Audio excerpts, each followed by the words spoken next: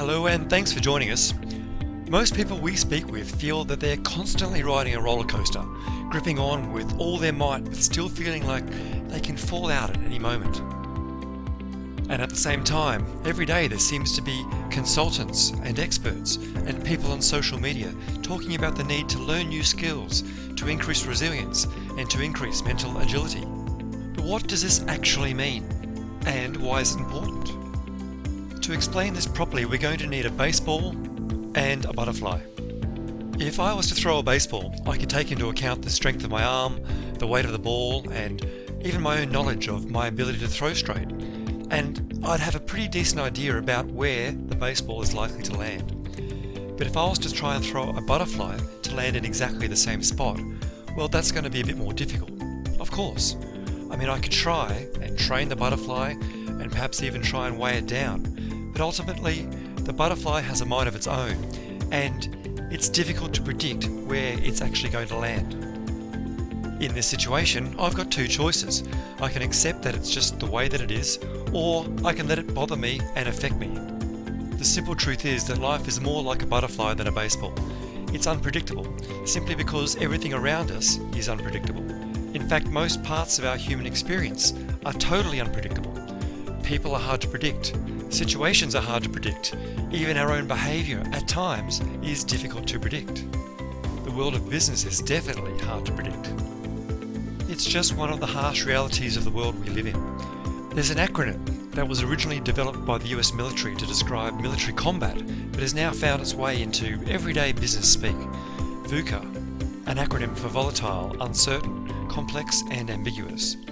Whilst most of us will probably never have to be involved in military combat, it doesn't mean that we don't sometimes feel like we're on a day-to-day battle across various aspects of our lives. And this is why resilience and agility are so important. As far as we're concerned though, resilience shouldn't have to feel like this. So rather than just telling you to be more resilient or to be more agile, this video is going to provide you with a range of techniques and tips that will help you to not get punched in the face in the first place. All around us there are factors that impact on us every single day. Some of these things are within our control, however a surprisingly high number are actually out of our direct control. The thing is, these things all overlap in some way. Others have an impact on you even when you don't want them to, just like you have an impact on others when they're not expecting it.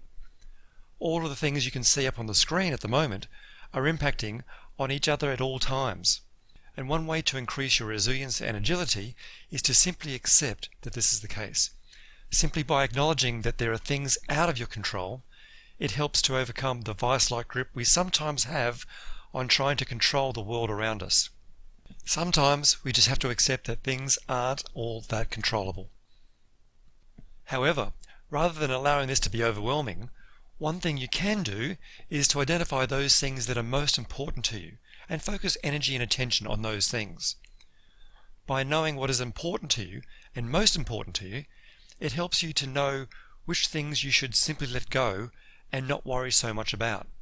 A simple way to understand what might be important to you is to ask yourself a few simple questions. First, think about something that you don't have right now that you really, really want. It could be a position, but it could also be something abstract like time or status. So have a think about that, something that you don't have right now that you really, really want. And then imagine in your mind that if you did have that thing, what would it allow you to do or become? So don't worry so much if you can't come up with the answers immediately. Just know that the things that come to mind when you answer these questions, particularly the second question, are likely to be the things that are most important to you right now.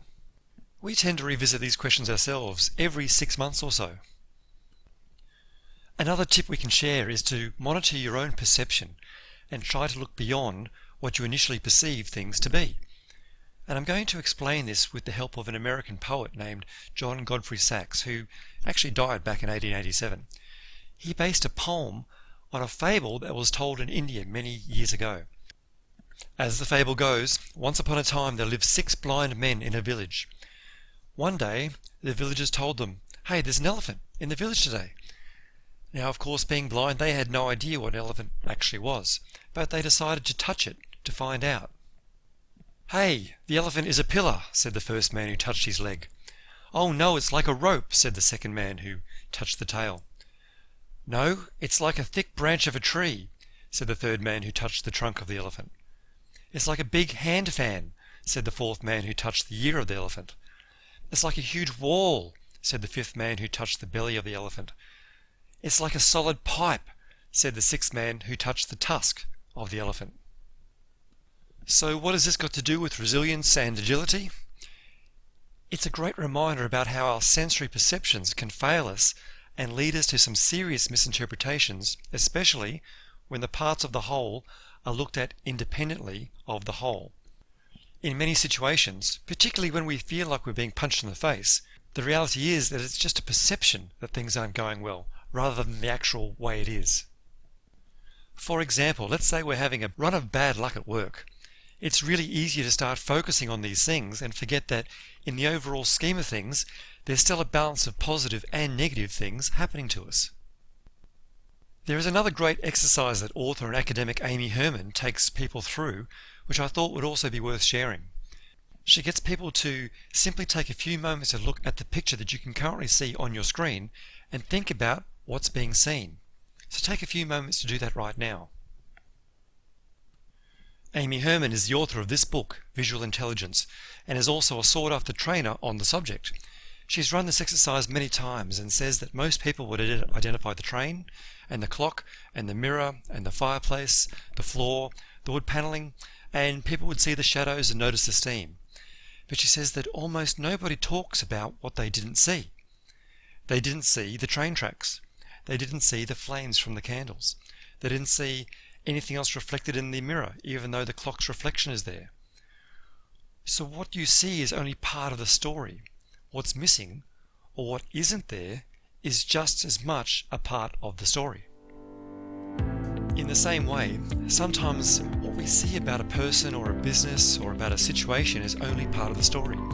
And if we only see part of that story, but make all of our decisions based on what we initially see, we're potentially missing many other stories about that person, business, or situation that are actually important.